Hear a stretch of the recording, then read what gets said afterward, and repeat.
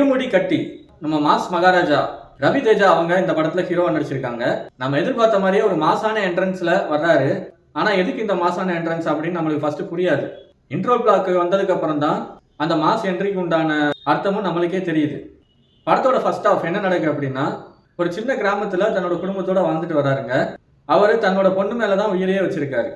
ஆனா எப்ப பார்த்தாலும் அவர் குடிச்சுக்கிட்டே இருக்காரு. ஆனா விரதம் இருக்கும்போது மட்டும் அவரு குடிக்கவே மாட்டேங்காரு. அந்த ஊர்ல யாருக்கும் தெரியாம பள்ளிக்கூடத்துல ஒரு விஷயம் நடந்துகிட்டு இருக்கு. அது மட்டும் இல்லாம சில மர்மமான விஷயங்களும் அங்க இருக்கிற ஆளுங்க அப்படி இப்படின்னு ஒரு மாதிரியாவே படம் போகுது. இப்போ ரவி தேஜா தன்னோட குழந்தைய படிக்கிறதுக்காண்டி பஸ்ல அனுப்பி விடுறாரு. அவங்க அங்க போயிட்டு அவங்க மூத்த அக்கா ஒருத்தவங்க டிஸ்கன்டினியூ பண்ணிட்டு ஒரு நாள் காய்கறி மார்க்கெட்ல பாத்துடுறாங்க. ஆனா அவங்க பயந்து பயந்து ஓடுறாங்க இந்த பொண்ணை பார்த்துட்டு.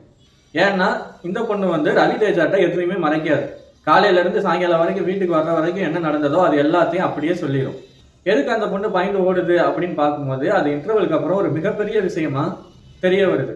பள்ளிக்கூடத்துக்கு போற பிள்ளைங்களும் சரி, காலேஜுக்கு போற பிள்ளைங்களும் சரி, டெய்லி காலையில இருந்து அவங்க வீட்டுக்கு திரும்ப வர்ற வரைக்கும் என்ன நடந்துச்சு அப்படின்னு அப்பா அம்மாட்ட சொன்னாங்கன்னா இப்படி ஒரு பிரச்சனை எல்லாம் நடக்காது அப்படிங்கிறத ஒரு நல்ல கருத்தா இந்த படம் எல்லாருக்குமே சொல்லி விளக்கி இருக்கு.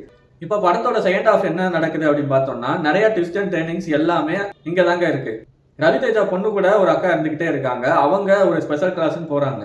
போன இடத்துல ஒரு மாதிரியான விஷயம் அப்படின்னு தெரிய வருது. அது நடத்துறது யாருன்னு பார்த்தா அந்த ஸ்கூல் டீச்சர் அப்படிங்கிறதும் தெரிய வருது.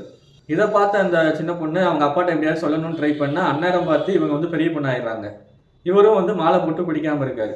அந்த பொண்ணு சொல்றதுக்கு ரொம்ப ட்ரை பண்றாங்க. ஆனா முடியாம போய் திடீர்னு ஒரு பாலத்துக்கு கீழே இறந்து கிடக்காங்க. அந்த மர்டரை பண்ணது யாரு அப்படிங்கிறது அந்த படத்தோட ஒரு மிகப்பெரிய ட்விஸ்டா அமைஞ்சிருக்கு.